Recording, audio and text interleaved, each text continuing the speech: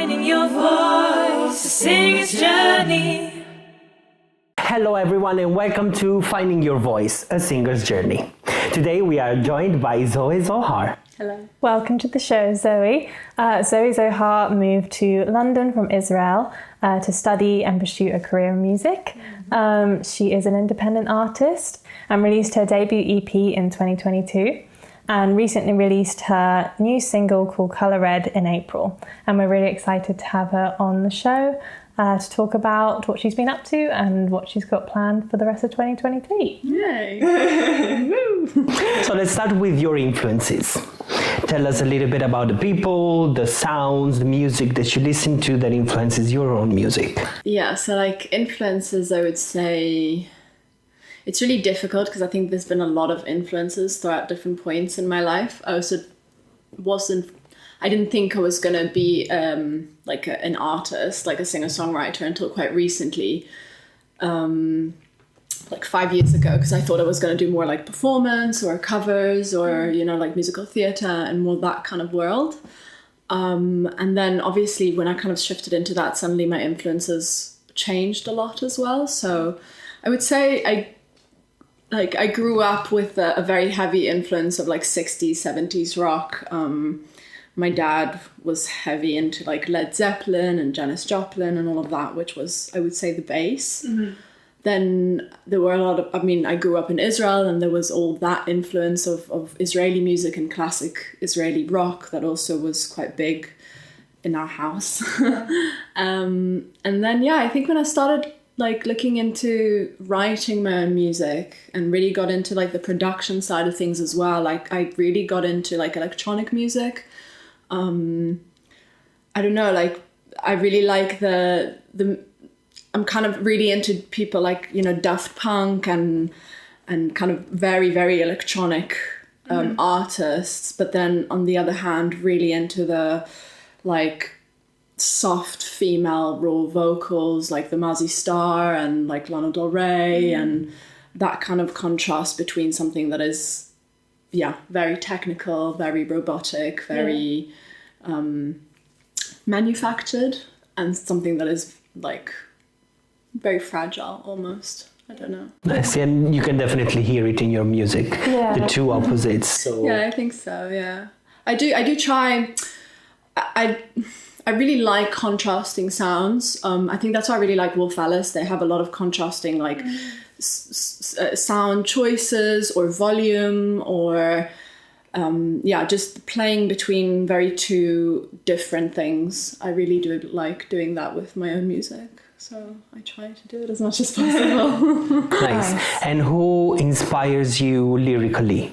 So because I feel like to me your lyrics are obscure, as in I find your songwriting being really personal and anyone can get their own idea of what you talk about. Different meanings. Yeah. Yeah. I don't know why I've never liked music. Like I could really like a song, but if the lyrics were like too obvious, I don't know how to explain it, like too to the point, it would always turn me off a bit. I don't know why that was. I kind of always liked the mystery of what is this person trying to say. I think it's also part of the art, like how you say things and rather than just saying them. And I don't know who I would say inspired it really. I think the first time I did think about this could be the kind of music I write was when I listened to Lana Del Rey, specifically the lyrics. I listened to it and I was like thinking to myself that I do like the way it's very metaphorical. It's very it designs a picture more than saying words, you know, which I really like that. I think I really like Pink Floyd's lyrics as well. There's just something like the connection between the lyrics and the music is really nice. The work that they used to do. I would say. Yeah, because I think you're quite visual in the way that like you see music and stuff, and that probably links into that in terms of like trying to create an image with the lyrics and like more than just portraying I think I really like the idea of visualizing a scene when you listen to music, whether it's, you know, everybody in their own scene, as you said, and you can get something different from it. But if it's something that you can see and it's like lyrics that help the visual aid of it, I think that what was inspiring me to start writing. So I think I probably do that now as well. Yeah. And like, how has your move to London like influenced your music? Like, do you feel that it has, because I know from talking to you before about it, like you said that for the Am I Alive EP, that's based a lot on like you moving to London and that kind of journey. And I think it was just the exposure of everything. It was the exposure of people, and suddenly people from a lot of different places, and they're bringing their own influences. And I think that's when I really started getting into electronic music, because, you know, the people that I started working with were really into electronic music, and it was something that I wasn't that exposed to before. I did come more from like a live background, organic instruments, you know, like jazz and stuff like that as well, which is very like, you know, things as they are a bit. So when I moved here, there was like a big exposure of people, and I think then also I went to uni, and it was kind of like, you know, taking in all this information. Looking back now at the last 5 years of being in London, it's like I'm kind of realizing how much I was really focused on taking in this whole time. Like, and I think now I'm more capable of sitting down and being like, okay, this is what I am. But yeah, for the last 5 years, it was like just as much as possible. Let's try this, let's try this, let's try that. And I think that's why Am I Alive as an EP is kind of like a bit, I'm not necessarily saying it in a bad way, but like all over the place. Like it's a bit like, I think also with the artwork as well, you can see that it's like a lot of different elements and this kind of fun chaos going on. And it just was kind of like my translation of how I felt coming here. And, you know, it's just like flashing images of the last 5 years and all of that. So nice. And like, when did you know that you wanted to be an artist? Because you said that like originally you didn't, like you weren't sure. And so originally I came to London to do the musical theatre, that was the main goal. And then I realized I didn't like musical theatre. I think in Israel they didn't have musical theatre. I think today they do, but at the time of growing up it wasn't popular as a genre. Like it weren't really places to go study musical theatre as a genre. So I just, you know, did a bit of music like in a music school. I did a bit of dancing through my school. I did theatre for like my high school, like, you know, when you pick your main subject. I did theatre for that. And the one thing I only realized after coming here is that with all these different elements, I still had a lot of creative input.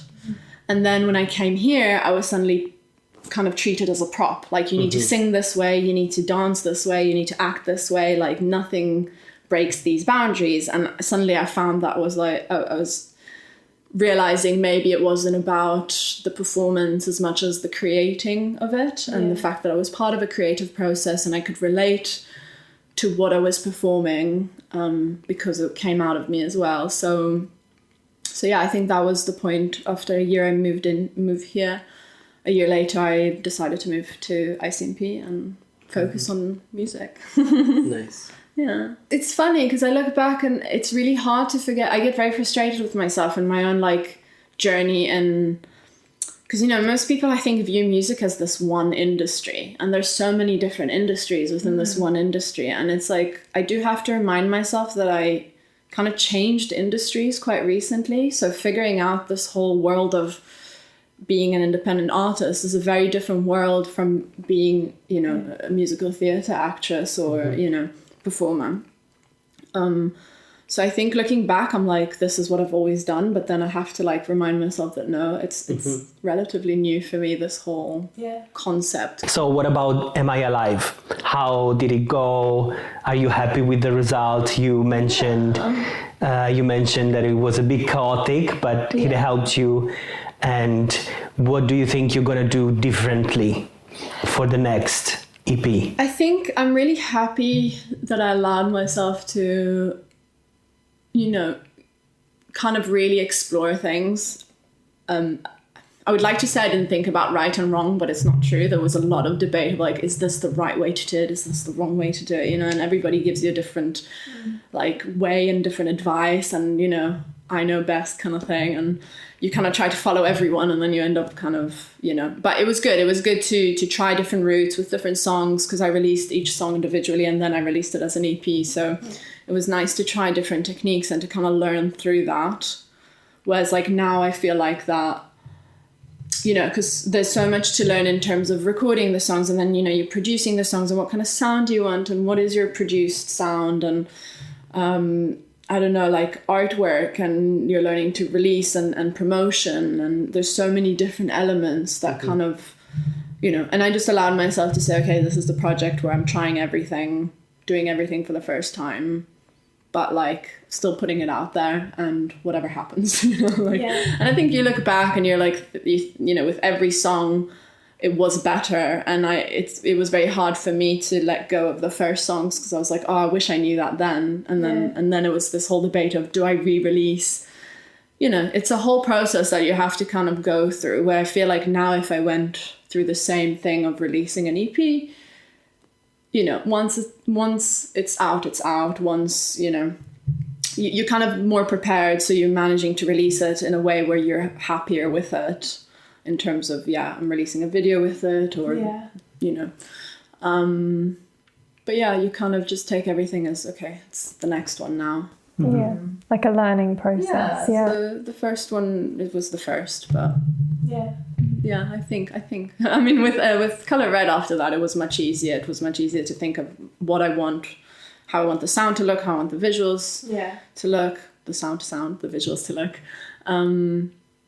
So I think Color Red was definitely a much easier release. No, I think as well, like watching you kind of progress through the different stages, like Color Red, you seemed more like maybe a bit more sort of certain about what you wanted, and I think that comes with like the experience of releasing. And I think a lot of people are able to think about all the elements before they release, so they're able to sit down and think like, what is my image, what is my this, what is my that. I didn't know any of that. I just knew that I had a song, I liked it, I wanted to release it. And I think it would have been very hard for me to try to figure that out before I started. I think I am a person that needs more, you know, to kind of sit with it and be like, okay, am I happy with this? If I'm not happy with this, let's change it, you know, like. So I think once I went through all that process, by the end of it, I kind of had a bit more of a clue. And then, with Color Red, it was a bit more like, this is what I'm doing, this is who I am. Yeah. Kind of more mature choices in a way.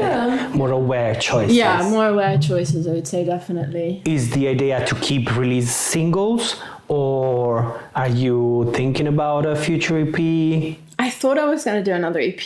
I'm kind of, as I said, it's kind of happening organically that I'm coming to an end of like 5 years where a lot of things happened, and it's and I do feel for some reason that I'm ending, like a lot of different things are ending, so it feels like I'm starting a new phase a bit.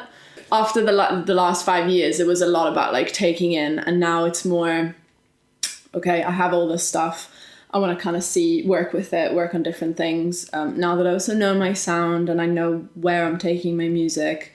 So I think instead of doing an EP where it's going to be like one body of work, I think I'll focus on releasing singles or like double releases, kind of within from the same world, but a bit of different, you know, maybe more acoustic releases and then more electronic releases. And Nice. Yeah.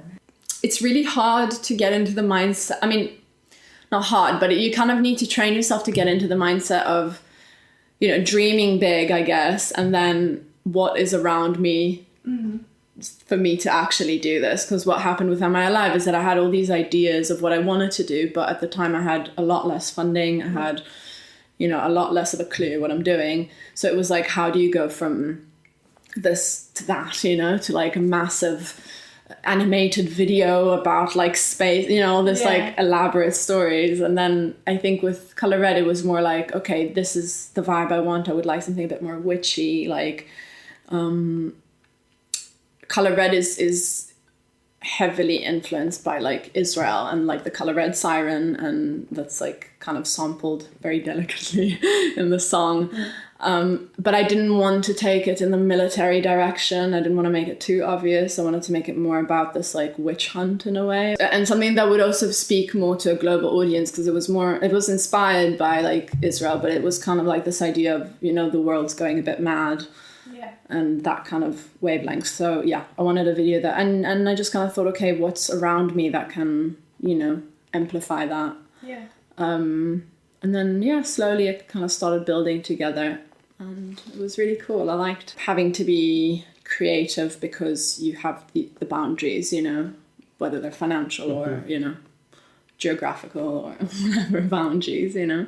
Yeah. So yeah, I think it was a really fun process. How do you feel like art influences the artwork that you choose for all your different, because like, I don't know, seeing the process of it, I think you're very creative in the way that you go about it. So we just wanted to ask about that. When I hear music, I see a scene in my head, or I see some sort of visual like story, I guess. Yeah. So when I write, I think it's straight away, like I know what color palette the song is going to be, what's, you know, what kind of movement it's going to have. So I think everything is tied together quite early on. The struggle, I guess, would be more about being able to take everything in my head and put it on paper. With the visual side of things, like, as I said, with the music videos, you kind of have to adjust and be a bit creative. And also with the artwork, especially when you're not doing these things yourself, because you can't do everything yourself, and you start working with other people, you kind of have to explain that, and what you see and how you see it. But I think I've been quite lucky with that as well, because everybody I worked with so far kind of really got me visually, sonically, you know, cinematically, like, you know, it's been really good in terms of the people that I've worked with. Yeah. So they made it a lot easier to translate what was in my head. Mm-hmm. Nice. And talking about the people that you work with, how hard was it to find, being production so much part of your music, how hard was it to find the right producer? It just happened. I think that's why I'm doing this. No, I mean, it's like, yeah, like I said, it wasn't, looking back, it was like, this was what was planned. Mm-hmm. But knowing how it happened, it all happened very coincidentally, you know, or not. I don't know. I don't really believe in coincidences, so, you know, but like it happened in a sense of I met someone, then suddenly I realized, okay, they're getting the music I want to write. So like we started writing, and then I don't know, it just kind of went from one thing to another. Yeah. Nice. Happened. And now you mentioned you want to change the team in a way for the future. How do you think finding the right people would be? So that's the thing. I think, because looking back, it all kind of fell into place. Mm-hmm. I realized that I never actually, now that I have to go through all this like thought process, I'm kind of learning that I never actually went through this thought process of intentionally picking people for different projects. Yeah, I don't know. We'll see. I think because I know more what I want. Yeah.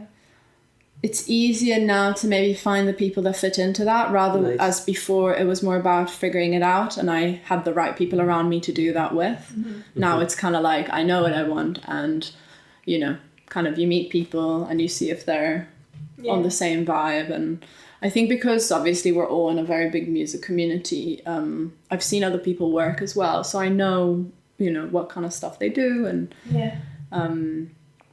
what's their sound or personality. I think personality is most important, to be honest, because you know you can always find people to elevate the work that you've done, but like you need to get to like a pretty decent final product before that, and that has a lot to do with the people that you work with, I think, and how you click with them.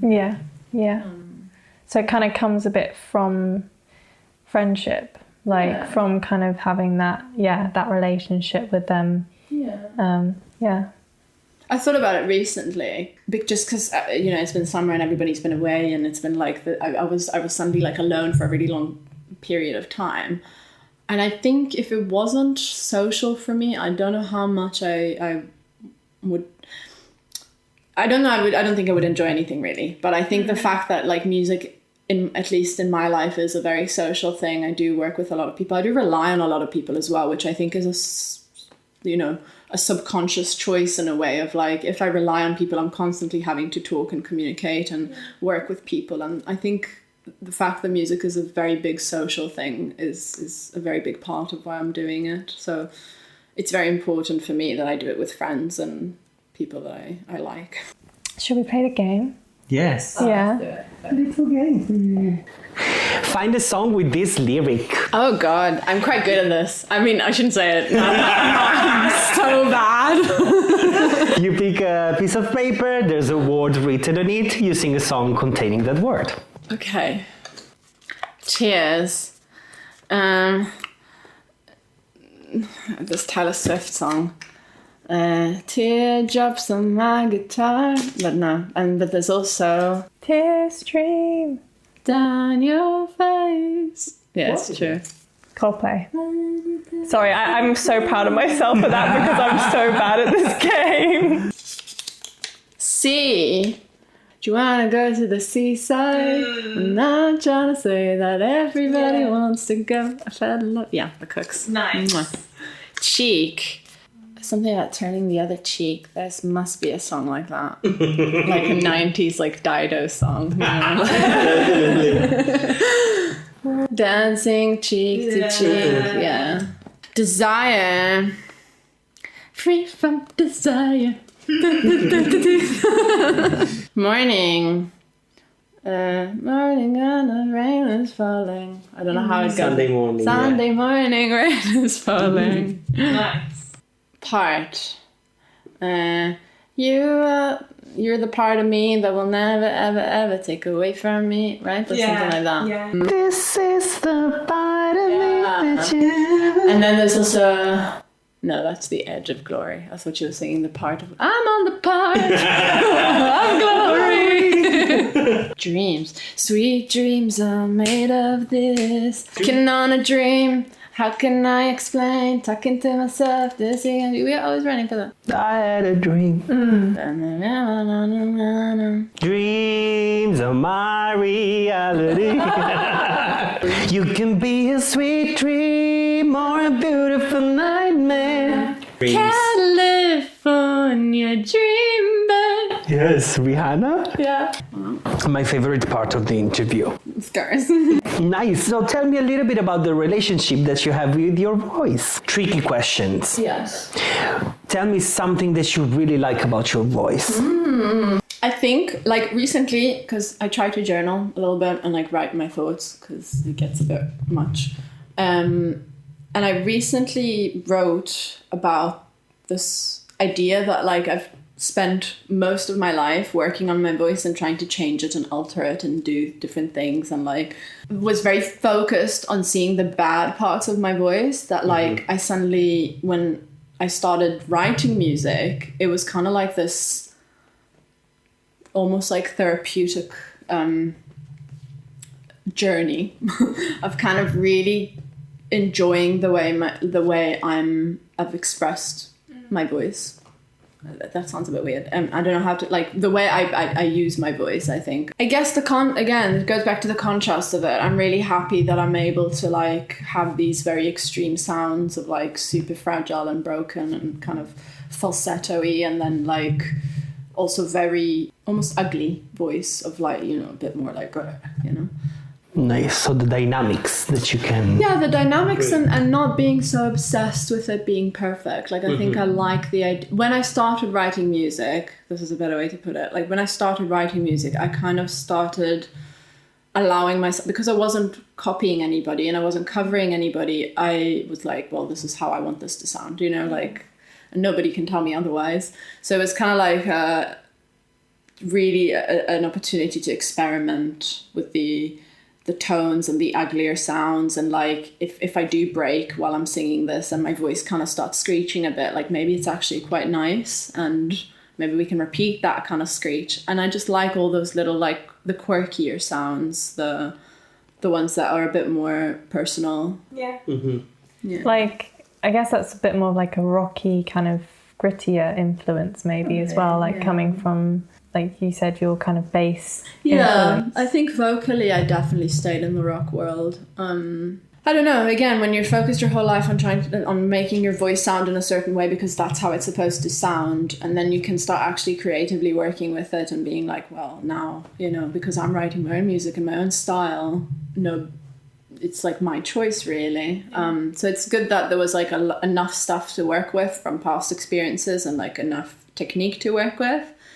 But then I kind of started falling in love more with the things that weren't planned, the things that were like spontaneous or out of distress because, I don't know, I was trying to reach a certain tone, or I don't know. It's like the little parts were like in between.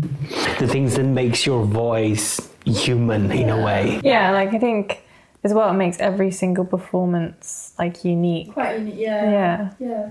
And it's, I guess, more of a story in a way because you can sing a song on, as you said, many different occasions, but if you allow your voice sometimes to be more fragile, like sometimes you do have a bit more power, and then other times you need to take a step back and kind of like do it a bit differently. And I don't know. So I think I like the idea that I came to peace with that with my voice, you know, to allow the spaces where things are not perfect. And on the opposite then, what is the things that you don't like about your voice? Like saying what I've said before, that also comes with a lot of unreliability. And I think I'm very prone to being affected by my surroundings, and I do have quite a bit of stage fright, which again, once I start singing, I feel like it dissolves, but like getting into it always takes a bit of time, which again, I think now it's like easier to mask, but I remember it being one of these things where it was like harder to mask if I was excited and suddenly my voice would. But again, I then on the other hand, I really like the effect sometimes, so it's like this love and hate relationship with it. But you know, bodies are we forget how fragile they are, I think, as well. And it's like after a night out of doing a lot of very bad things, you know, like the next day you're kind of like, shit, you know, like I'm not invincible. And the older you get as well, I think you kind of realize that it's harder to bounce back from with your voice, at least it's harder to bounce back from not sleeping enough or, you know, eating the wrong things. So I think the unreliability of our body and the fact that I'm not like, you know, one of these people that will prevent myself. I won't stop eating, you know, I'll try to do it as much as possible before gigs and stuff, but I won't stop eating certain things or... Would you warm up before a performance? Yeah, I always warm up before performance, recording, all of that. That's what I mean. It's like you kind of have to find a balance, I think, between... I mean, I guess you do have people that are like, you know, constantly warming up and practicing and, you know, doing their scales and blah, blah, blah. But I think when you're in this like world as well where, you know, the independent music scene, the nightlife, you know, the bars. I mean, we only perform with places that have alcohol there. So, you know, you kind of end up drinking too and all of that. Really. So you kind of have to find a balance between having that lifestyle, enjoying that lifestyle, and also not ruining your voice, I guess.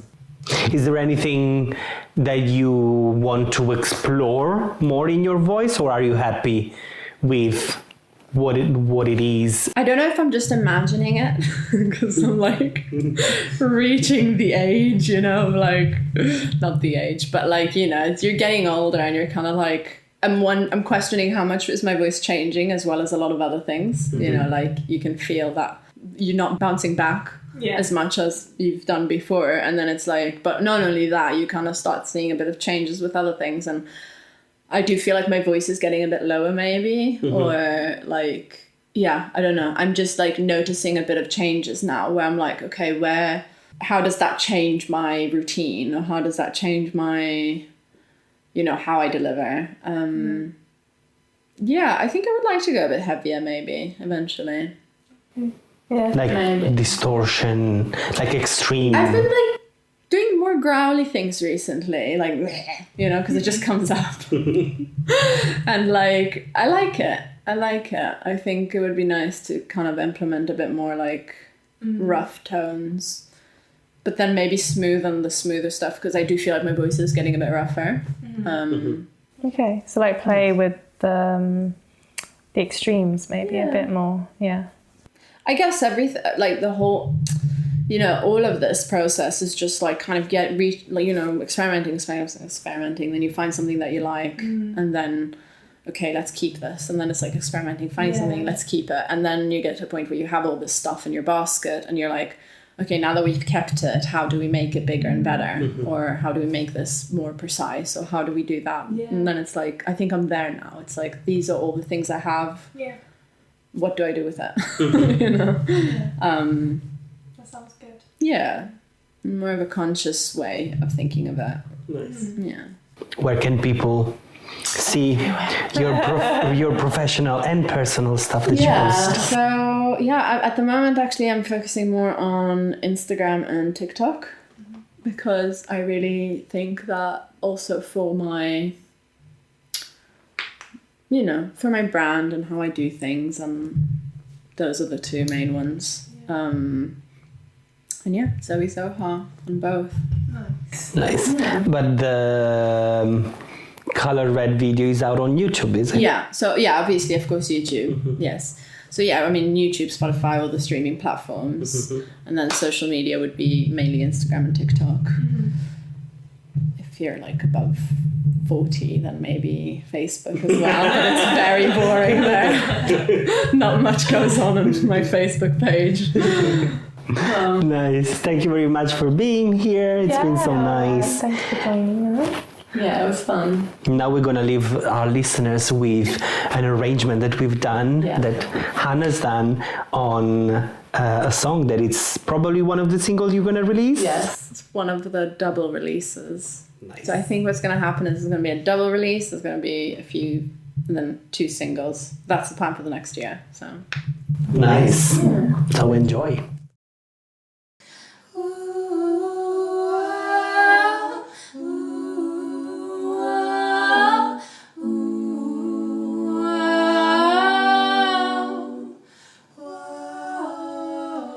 It's a moonless night. Who turned off the light? Who turned off the light? Just hold me before you let me go. I don't know if I understand this world. Your words across the phone makes me feel so alone. These people I thought I'd need are turning my fire into greed. I can't help but let you know this world has been a little mean and wild. There'll always be your blue-eyed child longing to come home.